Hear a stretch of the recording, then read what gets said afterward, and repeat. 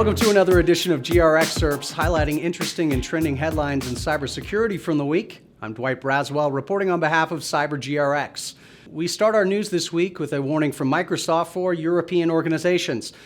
Microsoft is warning countries outside of Ukraine supporting the war that they may be increasingly targeted by Russian cyber attacks this winter.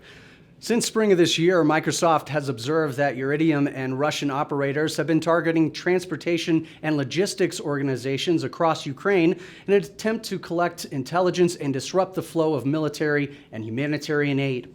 In October, the Iridium Group launched prestige ransomware attacks on Ukrainian and Polish infrastructure, an indicator, according to Microsoft, that more attacks could be coming.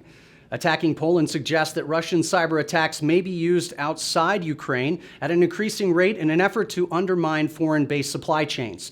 Microsoft believes European organizations, particularly transportation, logistics, and energy, may be future targets, particularly Germany. And in closely related news, the European Union has adopted the new revised Network and Information Systems Directive to strengthen EU's physical and digital risks.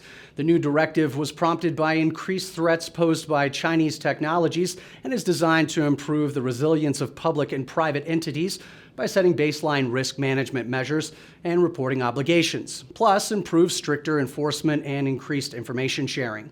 The sectors most impacted include energy, transportation, health, and digital infrastructure.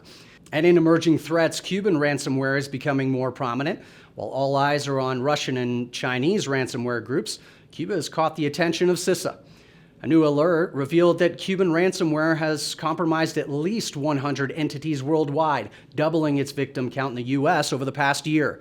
Cuban threat actors are using phishing campaigns, vulnerability exploitation, compromised credentials, and remote desktop protocol tools to gain access. The Cuban group and its affiliates mainly target financial services, government, healthcare, critical manufacturing, and IT companies. According to CISA, ransoms are increasingly being paid. The group has demanded $145 million to date, collecting $60 million. And shifting now to updates in healthcare. As of November, the Department of Health and Human Services HIPAA breach reporting tool website showed that of the 10 largest health data breaches so far this year, half involved business associates and vendors. The largest single hacking incident reported in 2022 was from Wisconsin-based printing and mailing vendor One Touchpoint that affected more than 38 health plan clients and compromised the personal information of 3 million individuals. Attacks against business associates have doubled since 2018 as threat actors use them to infiltrate a vast network and get access to higher volumes of sensitive patient data. Denise Anderson, president and CEO of the Health Information Sharing and Analysis Center, said entities should take steps to ensure their third parties have solid security practices in place to help shore up their defenses. She advised it's really critical that companies know who their suppliers are and understand the vulnerabilities that the supplier could present to their organization. And in other news, the World Cup finals are over, but your data may live on. While the World Cup finals ended on Sunday, the event was not exempt from cyber attacks. The threat intelligence researchers at Group IB have identified a number of scam and phishing attacks targeting individuals seeking tickets, official merchandise, and employment at the massive international sporting event. The attacks included over 16,000 scam domains and dozens of fake social media accounts, advertisements, and mobile apps aiming to capitalize on World Cup interest. And the researchers already discovered over 90 potentially compromised accounts on official FIFA World Cup 2022 fan ID portal, Heya. The passwords to these accounts were acquired by cyber criminals leveraging info-stealing malware such as Redline and Iridium, which are easily attainable on the dark web. 4 different scam and phishing operations were identified, including the fake World Cup merchandise website boasting over 130 social media advertisements to drive victims to the site. Researchers also identified 5 phishing websites and more than 50 social media accounts targeting fans looking for World Cup tickets. And finally, if fighting the bad actors at work wasn't enough, now they're pimping your ride too.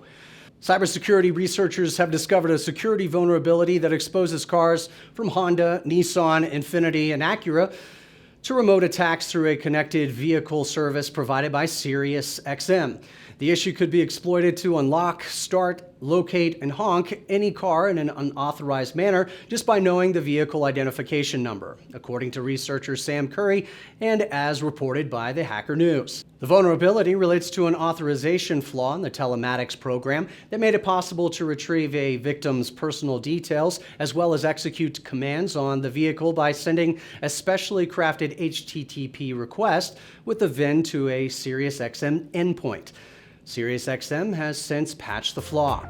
And that's it for this edition of GR Excerpts. Subscribe on our YouTube channel to receive future updates. Until next week, I'm Dwight Braswell for CyberGRX, the risk management platform that helps you pinpoint, measure, and prioritize your third-party cyber risks so you can plan appropriately and sleep soundly.